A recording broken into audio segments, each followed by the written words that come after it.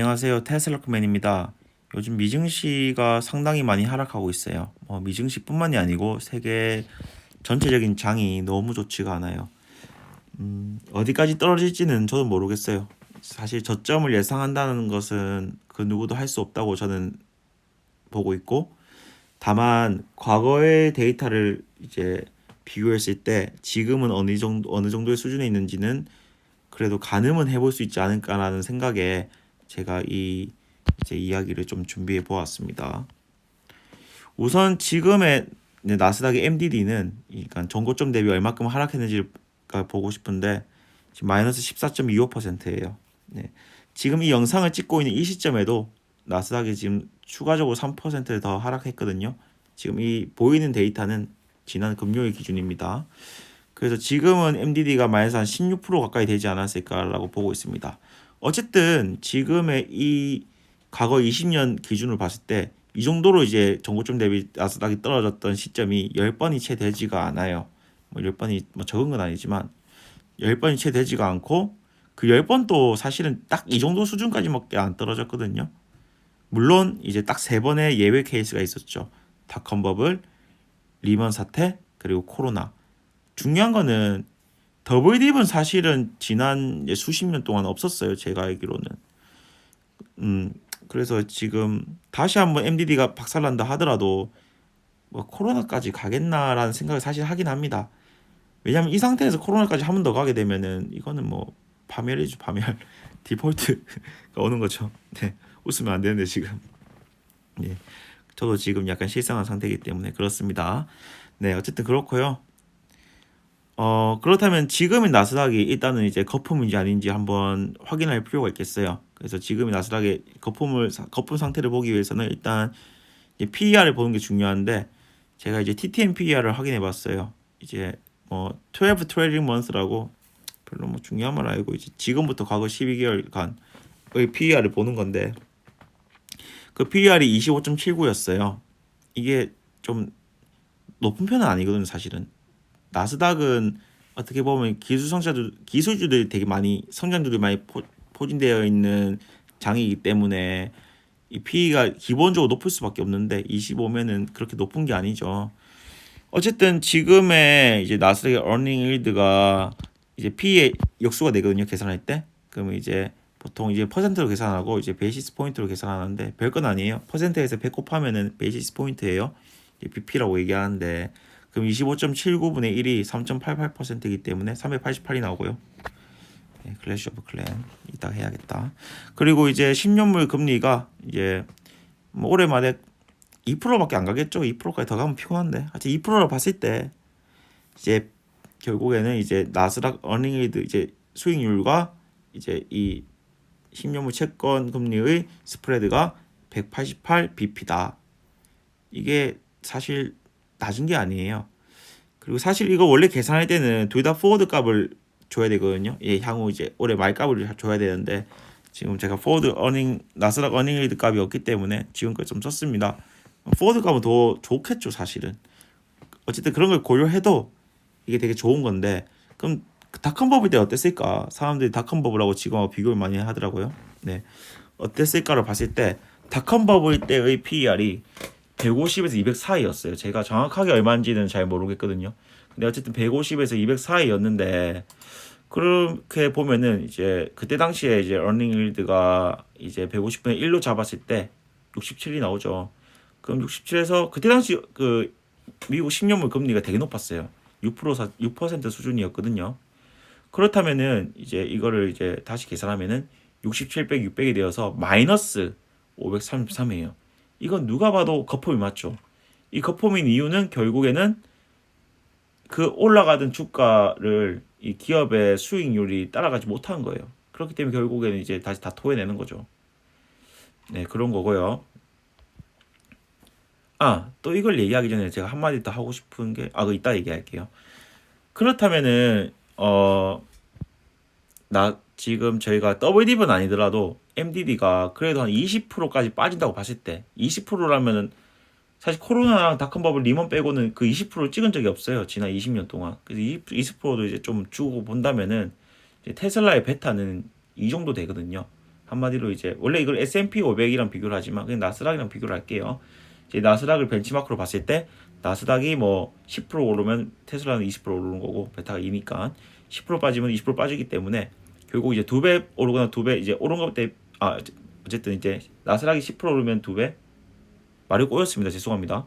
어쨌든 나스닥이 오르는 떨어지는 그거에 2배씩 움직인다 보면 되거든요. 변동성이.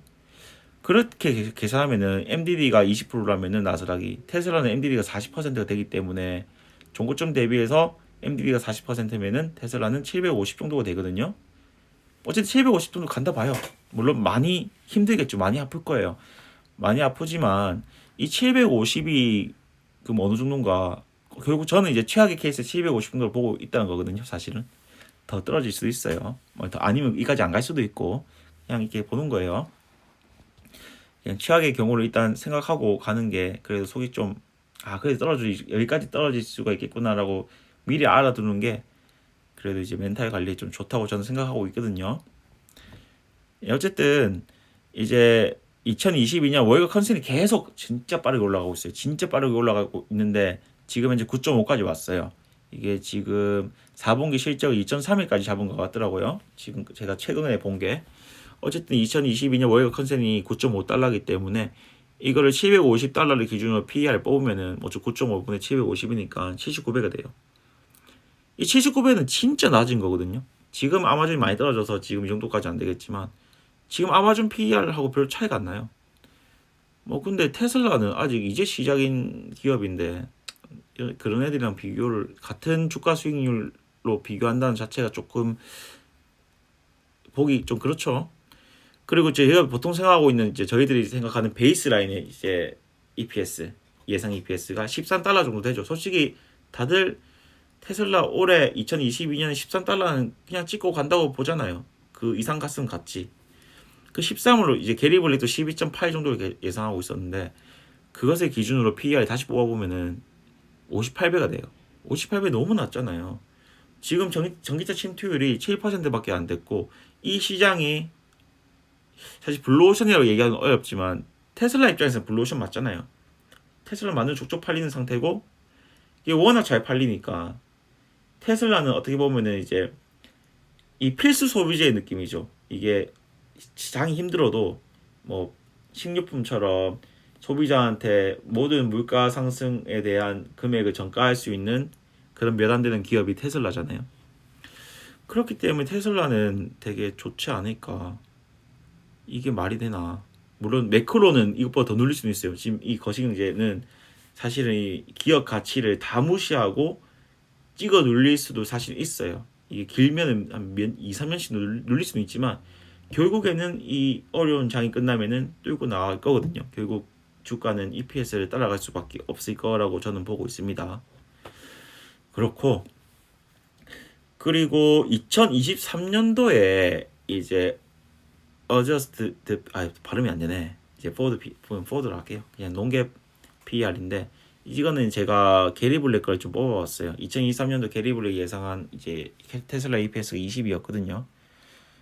그러면 그걸 기준으로 봤을 때 이제 37.6이 나와요. 맞나? 맞을 거예요. 예, 37.6 정도가 나올 거고 그렇다면은 정말 마이크로소프트가 지금 30인가 그렇거든요. 뭐 이건 마이크로소프트도 아니고 애플 수준밖에 안 되는 거거든요. 애플이 지금 많이 떨어져서 지금 30% 밑으로 빠지긴 했습니다. 뭐 어쨌든 상당히 지금 낮은 수치다. 만약에 이 말은 뭐냐? 2023년까지 이 주식으로 간다면은 이 주가로 간다면은 이제 말도 안 되는 밸류에이션이 나온다.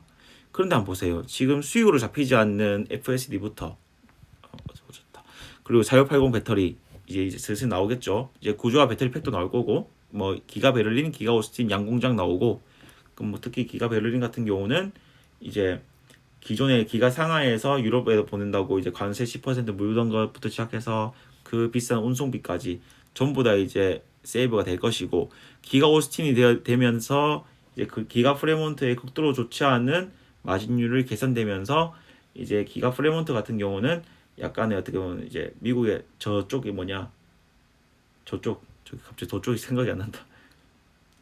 저쪽이 동쪽, 서쪽이죠, 서쪽. 끝에 한쪽까지 되게 멀잖아요. 근데 오스틴은 약간 미국 약간 내륙에 있으니까 이제 저기 뭐냐 갑자기 방향이 생각이 안 나요. 어쨌든 저쪽이 동쪽이고 그래 서쪽까지 가는데 그렇게 많이 안 걸린다 이거죠. 운송비가 또 세이브되고 또 이제 마진 신공장이고 이제 마진은 되게 좀 효율에 신경 썼기 때문에 마진이 더 잘 나올 수밖에 없어요. 그 외에도 뭐 사이버 트럭이라든가 컴팩트 모델 같은 것들이 고려했을 때 예상 EPS 성장률은 향후 5년간 못해도 50%는 될 것이다. 그럼 이걸 토대로 이제 2023 PEG를 구하면은 50분의 30.5 그럼 0.75거든요.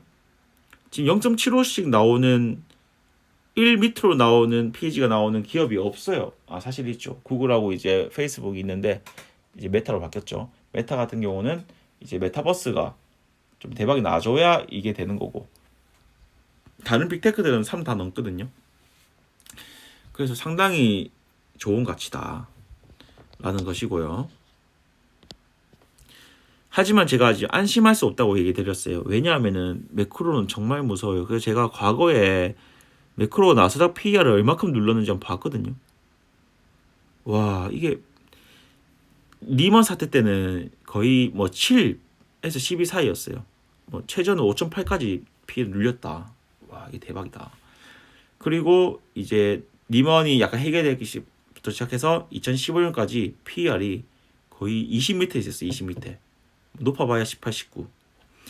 그러다 쭉 가서 이제 2018년도에 이때 아마 미중 무역 전쟁이 있었나?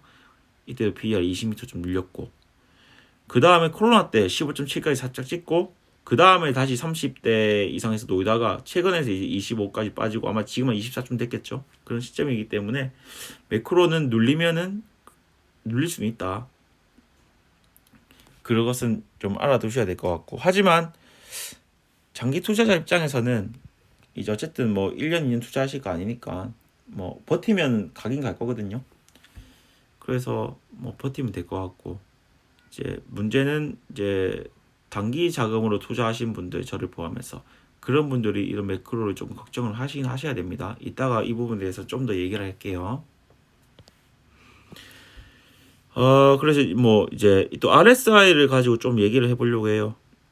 과거에 RSI를 봐도 지금만큼 RSI가 빠진 적이 사실은 없는 것 같아요. 이거 보면은 RSI가 지금 이게 금요일 기준이기 때문에 지금 더 빠졌을 거거든. 거의 지금이 20년 이건 향후 10년이구나. 과거 10년 동안 이만큼 빠진 게 사실은 거의 매년 있었죠. 거의 매년 있었네. 정말 이것만 봐도 정말 장기 투자는 정말 쉽지 않구나. 그리고 제가 이 RSI가 지금과 비슷한 시점일 때의 이제 기사를 좀 찾아봤거든요. 진짜 다들 버블이래. 다들 이제 폭락한다고 하고 진짜 다 그럴 거예요. 그리고 제가 제레미 그랜섬인가 그 사람 유명한 사람이더라고요. 그 사람이 닷컴 버블 때 예측했고 리먼 사태도 예측했어요. 누가 보면 와 이 사람은 뭐 신기가 들렸구나라고 얘기할 수 있지만 이 사람을 조금 더 파보면은 아마 2000년 이후부터 지금까지 매년 버블이래. 버블 거기다가 한 번씩 맞추는 거죠. 고장난 시계도 하루에 2번 맞추는 것처럼 얘도 그냥 맨날 버블 하니까 버블은 터질 수밖에 없긴 해요. 사실은 언젠가는. 그러다가 이번에도 탁 태서 그때 2번 맞춘 거고 아마 내년에 올해 걔가 틀린다 하더라도 내후년에 또 걔는 버블 거리고 걔는 죽을 때까지 버블 거릴 거거든요. 그러다가 또 한 번 더 맞추겠죠. 예, 그런 겁니다. 그래서 너무 이 기사 같은데 너무 휘둘리지는 마세요. 뭐 버블이 일 수도 있고 아닐 수도 있지만 걔네들은 중요한 거는 버블이든 아니든 이런 시점 되면 버블이라고 얘기를 해요. 네, 그런데 너무 휘둘리는 거는 조금 안타까운 현실일 수가 있겠다는 생각에서 제가 이 자료를 좀 준비해 보았고요. 또 뭐가 있지? 그리고 사실은 중소형주들 사람들이 얘기하는 소위 이제 여기 개잡주라고 해야 되나? 이 이름이 떴네. 이름을 제가 정확하게 개잡주라고 얘기는 안 할게요. 그냥 이제 좀 실적이 좀 나지 않은 중소형주들은 사실 작년부터 닷컴 버블이 사실 시작되었어요. 뭐 이양, 팔란티어, 니콜라, 줌, 버진 갤럭티뿐만이 아니고 나노 디멘션, 뭐 크리스퍼 테라포티스 이런 애들 많잖아요. 뭐 코핀도 있고 뭐 텔라각도 마찬가지고 기본 MDD 70%다.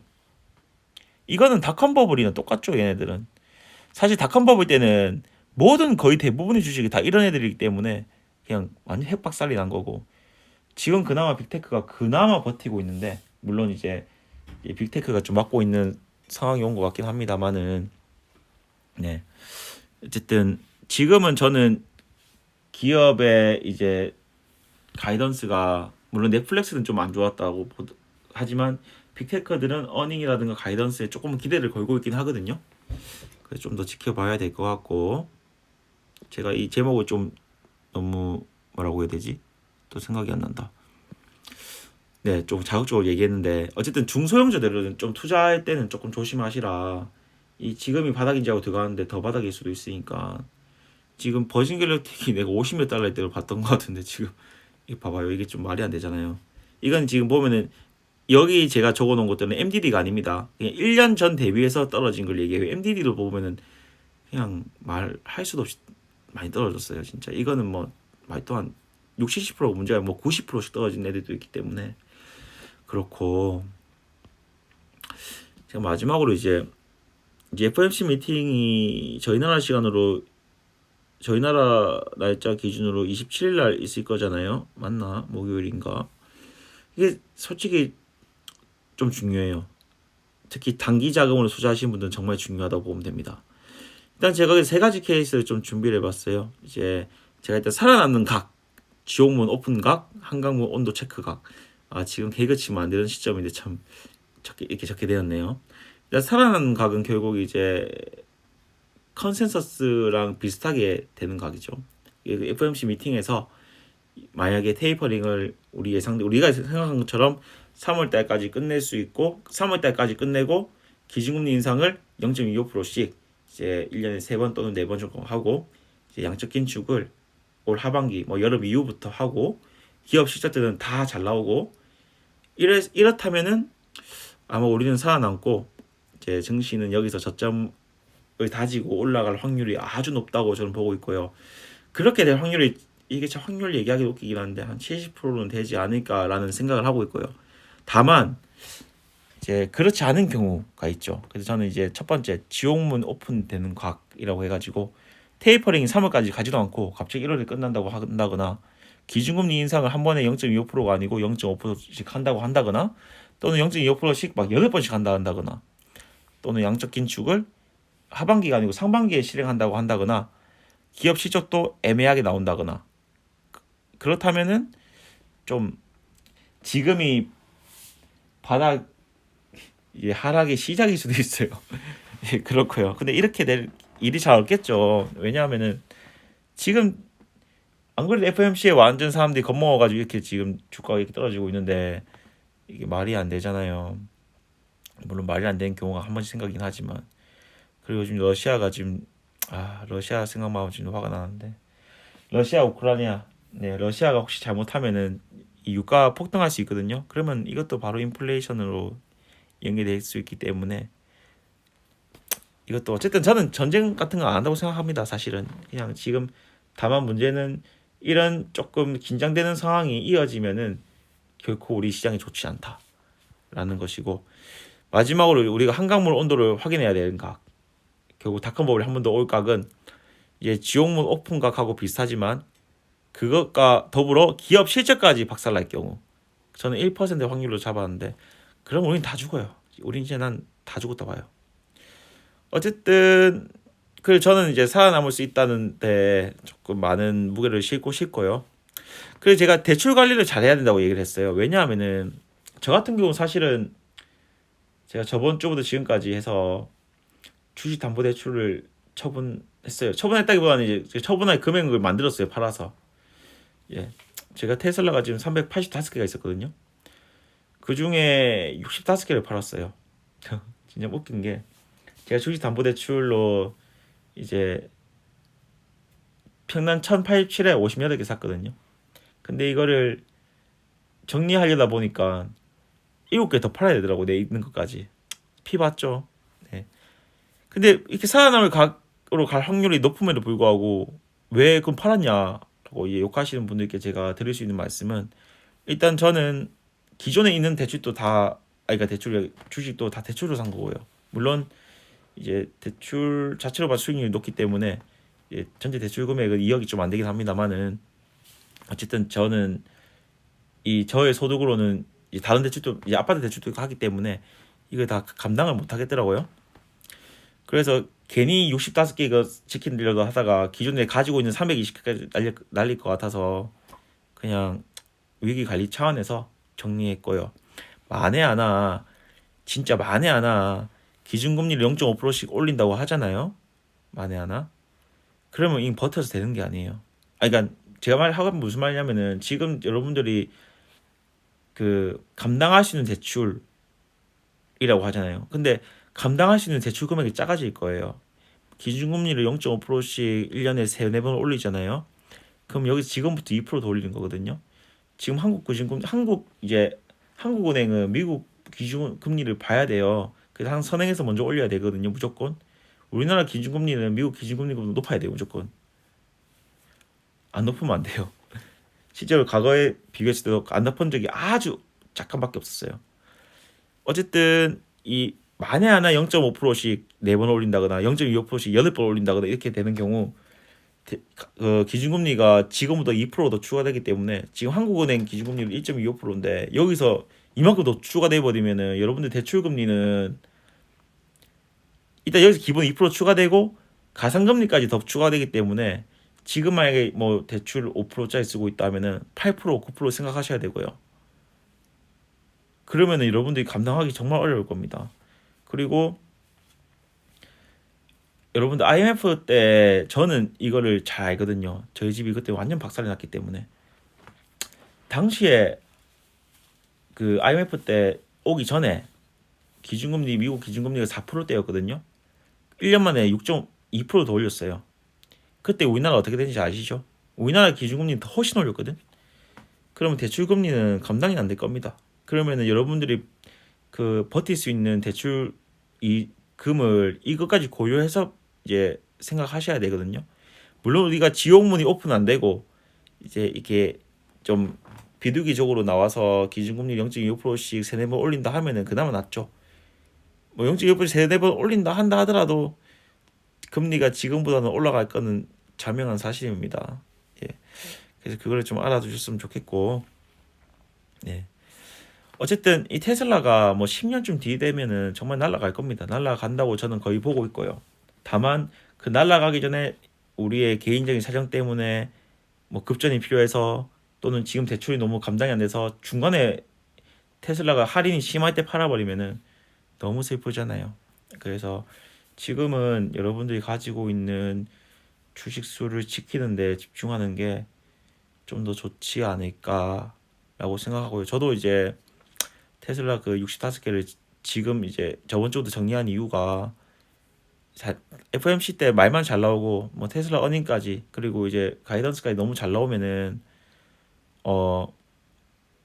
지금 저점이겠지만 제 인생을 여기 걸기가 싫더라고요. 걸기가 너무 좀 그렇더라고요. 너무 스트레스를 많이 받고 제 생활도 잘 안 되기 때문에 그리고 예측을 한다는 자체가 말이 안 되기 때문에 그냥 제 딴에는 이제 제가 그래도 제일 안전하게 가는 방향으로 이제 정리했고 제 개인적인 생각으로는 이 320개만으로도 충분히 제 인생의 노후는 충분히 책임질 수 있을 것 같다는 생각에 이렇게 결정했습니다. 네, 어쨌든 여러분들 투자 활동 되게 잘하시고 지금 정말 힘든 시기인데 힘을 내셔서 잘 버티셨으면 좋겠습니다. 그러면은 네, 이만 영상을 마치겠습니다. 감사합니다.